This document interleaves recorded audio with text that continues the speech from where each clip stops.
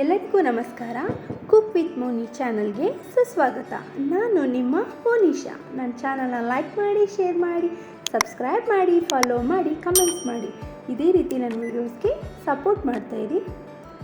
ಇವತ್ತು ಗುಲಾಬ್ ಜಾಮೂನ್ ಹೇಗೆ ಮಾಡೋದು ಅಂತ ನೋಡೋಣ. ಇಲ್ಲಿ ನಾನು ಡ್ರೈ ಗುಲಾಬ್ ಜಾಮೂನ್ ಮತ್ತು ಜ್ಯೂಸಿ ಗುಲಾಬ್ ಜಾಮೂನ್ ಎರಡನ್ನೂ ಸಹ ಮಾಡಿ ತೋರಿಸ್ತೀನಿ.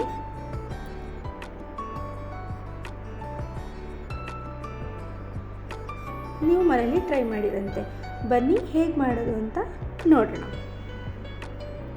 ಮೊದಲಿಗೆ ನಾನಿಲ್ಲಿ ಗುಲಾಬ್ ಜಾಮೂನ್ ಪೌಡರ್ನೇ ತೊಗೊಂಡಿದ್ದೀನಿ. ನೀವು ಜಾಮೂನ್ನ ಹಾಲಿನ ಪುಡಿಲಿ ಮಾಡ್ಬೋದು, ಅಥವಾ ಗೋಧಿ ಹಸಿಟ್ಟಲ್ಲಾದರೂ ಮಾಡ್ಬೋದು, ಅಥವಾ ಮೈದಾ ಮತ್ತು ಚಿರೋಟಿ ರವೆನ ಮಿಕ್ಸ್ ಮಾಡಿ ಮಾಡ್ಬೋದು. ನಾನಿವತ್ತು ರೆಡಿ ಮಿಕ್ಸನ್ನು ತೊಗೊಂಡಿದ್ದೀನಿ. 2 ಪ್ಯಾಕೆಟ್ ತೊಗೊಂಡಿದ್ದೀನಿ. ಇದಕ್ಕೆ ನಾನು 1/4 ಕಪ್ಪಷ್ಟು ಚಿರೋಟಿ ರವೆನ ಸೇರಿಸಿದ್ದೀನಿ. ಇದ್ರ ಜೊತೆ ನಾನಿಲ್ಲಿ ಸೋಡಾ ಹಾಕಿದ್ದೀನಿ. ನಿಮಗೆ ಸೋಡಾ ಬೇಡ ಅಂದರೆ ಸ್ಕಿಪ್ ಮಾಡ್ಬೋದು. ಮತ್ತು 2 ಚಮಚ ಆಗೋಷ್ಟು ಸಕ್ಕರೆನ ಹಾಕ್ಕೊಂಡು ಫಸ್ಟು ಡ್ರೈ ಇಂಗ್ರೀಡಿಯೆಂಟ್ಸ್ ಏನೇನಿದೆ ಅದನ್ನೆಲ್ಲ ನೋಡಿ ನೀಟಾಗಿ ಮಿಕ್ಸ್ ಮಾಡ್ಕೊಳ್ಳಿ. ಯಾವುದೇ ರೀತಿಯಾದ ಗಂಟುಗಳು ಇಲ್ದಂಗೆ ಮಿಕ್ಸ್ ಮಾಡ್ಕೊಳ್ಳಿ. ಇದಾದಮೇಲೆ ನಾನು ಹಾಲಿನಲ್ಲಿ ಕಲಿಸ್ತಾ ಇದ್ದೀನಿ. ಯಾವುದೇ ರೀತಿ ಅಂತ ಒಂದು ಸ್ವಲ್ಪನೂ ನೀರಿನ ಬಳಕೆನ ಮಾಡಿಲ್ಲ. ಸಂಪೂರ್ಣವಾಗಿ ಹಾಲಿನಲ್ಲಿ ಕಲಿಸ್ಕೊತಿದ್ದೀನಿ. ಫಸ್ಟು ಸ್ವಲ್ಪ ಹಾಲು ಹಾಕಿ ಮಿಕ್ಸ್ ಮಾಡಿ, ಅದಾದಮೇಲೆ ಎಷ್ಟು ಬೇಕೋ ನೋಡಿಕೊಂಡು ಸ್ವಲ್ಪವಾಗಿ ಸೇರಿಸ್ಕೊಂಡು ನೋಡಿ ಈ ಥರ ಹದದಲ್ಲಿ ನಾನು ಕಲಿಸಿದ್ದೀನಿ.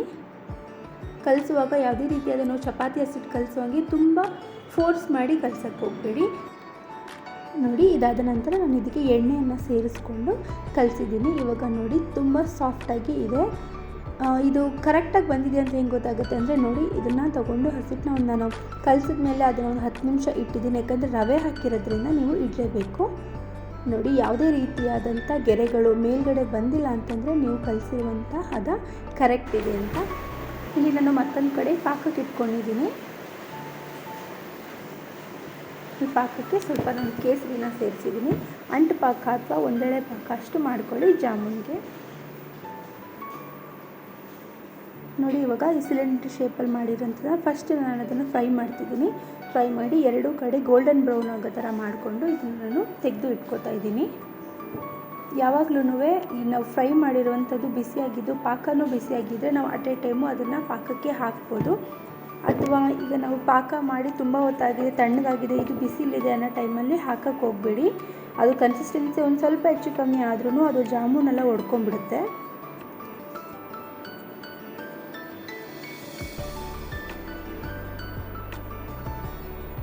ನೋಡಿ, ನಾನು ಇವಾಗ ಇದನ್ನೆಲ್ಲ ತೆಗೆದಿಟ್ಕೊಂಡಿದ್ದೀನಿ.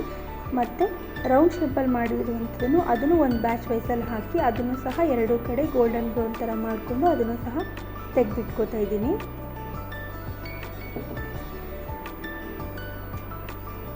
ಫಸ್ಟ್ ಈಗ ಡ್ರೈ ಜಾಮೂನ್ಗೆ ಇದನ್ನೆಲ್ಲ ಪಾಕದೊಳಗಡೆ ಹಾಕಿದ್ದೀನಿ. 2ರಿಂದ 3 ನಿಮಿಷ ಬಿಟ್ಟರೆ ಸಾಕು.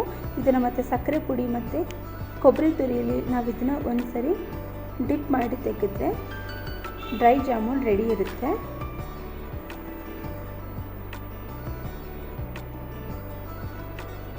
ಸೊ ಮನೇಲಿ ಒಂದ್ಸರಿ ಟ್ರೈ ಮಾಡಿ ಹೇಗಿತ್ತು ಅಂತ ನನಗೆ ಕಮೆಂಟ್ ಮಾಡಿ ತಿಳಿಸಿ.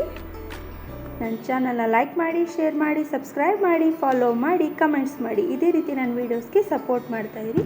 ನಾನು ನಿಮ್ಮ ಮನೆಯ ಹುಡುಗಿ ಮೋನಿಶಾ. ನಮಸ್ಕಾರ.